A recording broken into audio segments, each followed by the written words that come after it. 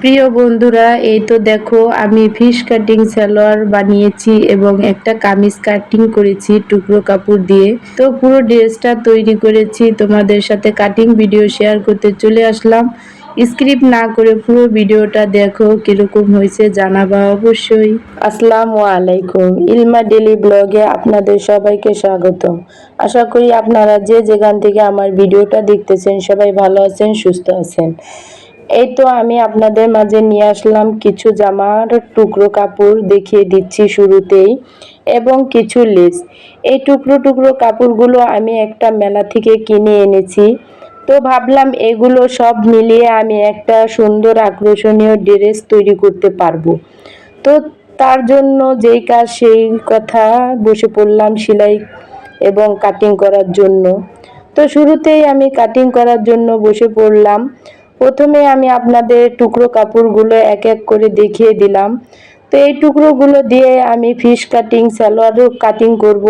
তো আপনারা সবাই স্ক্রিপ্ট না করে পুরো কামিজটি কাটিং দেখবেন আশা করব।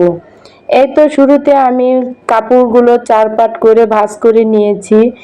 এক এক করে আমি মাপগুলো দিয়ে নিচ্ছি। তো এখানে আমার কাপড়ের লম্বাটা প্রায় ছিল 42 ইঞ্চি। তো 42 ইঞ্চি পুরোটাই আমি নিয়ে নিলাম। যেহেতু এটা ফিশ কাটিং সালোয়ার হবে তাই একটু ড্রেসটা শর্ট হলেও সমস্যা হবে না।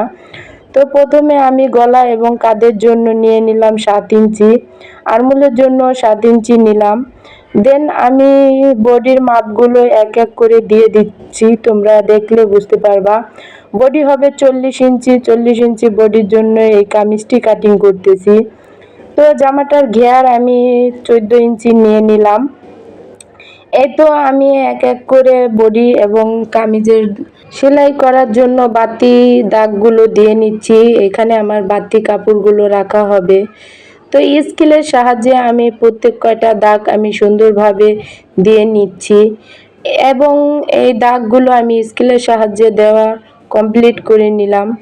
এই তো আমি বাতির কাপড়টাকেও সুন্দরভাবে একটা দাগ দিয়ে দিলাম। এবার আমি সাইডের দাগগুলো সুন্দরভাবে স্কেলের সাহায্যে দিয়ে নিচ্ছি। এখানে আমি আস্তর সহ কাটিং করি। তো এটা আমার আস্তর হবে জর্জেট কাপড়। তো আরমোলের শেপটাও আমি সুন্দরভাবে দিয়ে নিলাম। এবার আমার দাগগুলো কমপ্লিট হয়ে গেছে। এবার আমি সুন্দরভাবে দাগ অনুযায়ী আমি এই কাটিংগুলো করে নেব। তোমরা একটু ফোকাস করলে বুঝতে পারবা যে আমি কিভাবে কামিজটি কাটিং করলাম। এই তো কামিজটি আমার একটু সরে যাচ্ছিল, আমি আবার হাত দিয়ে সেট করে নিলাম।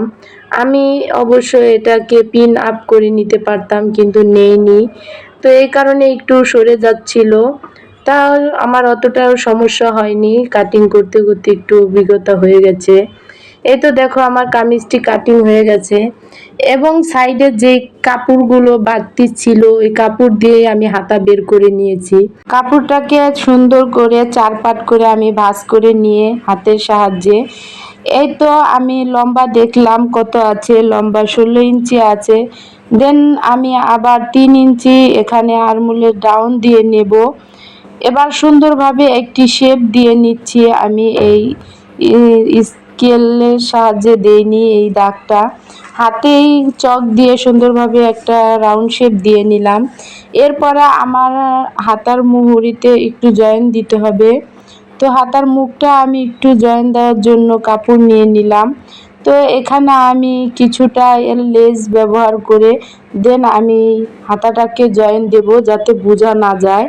তো এবার আমি টোটাল লম্বা নিয়ে নিলাম সেলাই সহ 22 ইঞ্চি।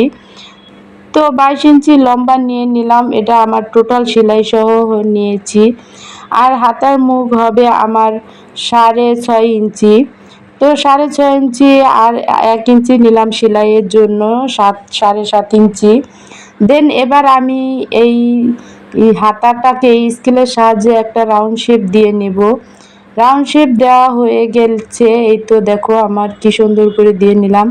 এবার আমি এইটাকে কাটিং করে নিচ্ছি এই দাগ অনুযায়ী। তো ভিডিওতে নতুন অনেক ভয়েস দিতে গেলে নার্ভাস ফিল করি। ভুল ত্রুটি হয়ে থাকলে অবশ্যই ক্ষমার দৃষ্টিতে দেখবা, আর না বুঝে থাকলে অবশ্যই আমাকে কমেন্টের মাধ্যমে জিজ্ঞেস করতে পারো, আমি অবশ্য বলে দেওয়ার চেষ্টা করব। তো তোমরা আমার ভিডিওটা আশা করব স্ক্রিপ্ট না করে দেখবা, আর ভালো লাগলে লাইক কমেন্ট শেয়ার করে সাবস্ক্রাইব করে ফলো দিয়ে রাখবা, যাতে আমার পরবর্তী ভিডিও তোমাদের মাঝে চলে যায়। তো এই তো দেখো আমার হাতাটাও কাটিং করা হয়ে গেছে, তোমাদের সাথে শেয়ার করলাম। এবার আমি সালোয়ারের কাপড়টাকেও আমি 4 পাট করে ভাঁজ করে নিলাম। এই তো তোমাদের দেখিয়ে দিচ্ছি, 4 পাট করে আমি সুন্দর করে হাতের সাহায্যে ফিনিশিংটা দিয়ে নিচ্ছি। দেন হাতের সাহায্যে ফিনিশিং দেওয়ার পরে আমি নিচের দিকে আমি সোজাভাবে একটা দাগ টেনে নিচ্ছি। আমার এই দাগটা দেওয়ার পরে আমি আবার 2 ইঞ্চি বেল্টের জন্য একটা দাগ দিয়ে নিচ্ছি।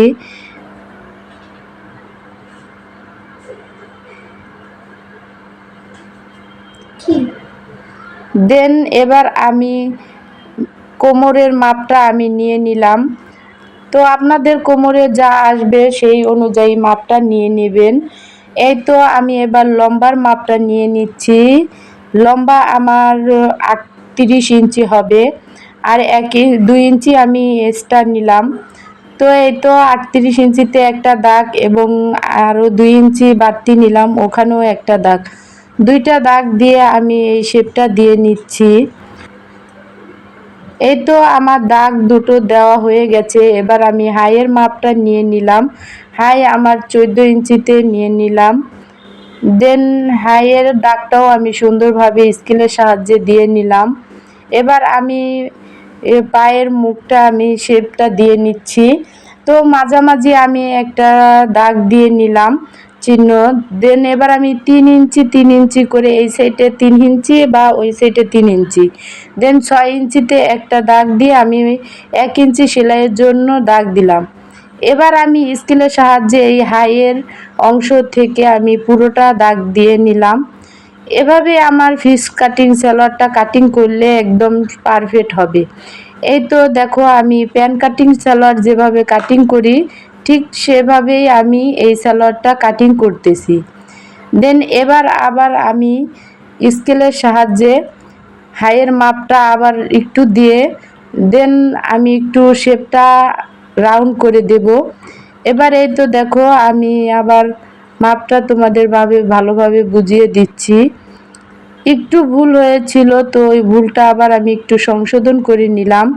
তো ওই একই মাপ হবে, আমি যে মাপটা বলেছি দেন ওই মাপটা, দেন আমি যে দাগটা দিয়েছি ওই দাগটা শুধু মুছে যাবে।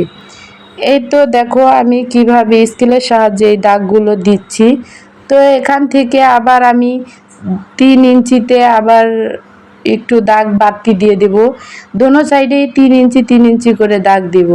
দেন আগে দিয়েছি 6 ইঞ্চি 3 ইঞ্চি করে 2 সাইডে 6 ইঞ্চি, এরপরে আমি 3 ইঞ্চি করে আবারও 6 ইঞ্চি দিলাম। দেন এভাবেই 11 ইঞ্চি বরাবর স্কেল রেখে দেন দাগ দিয়ে নেব। এই তো দেখো আমি কিভাবে স্কেলের সাহায্যে দাগগুলো দিয়ে নিলাম। এভাবেই তোমরা স্কেলের সাহায্যে দাগগুলো দিয়ে নিতে পারো।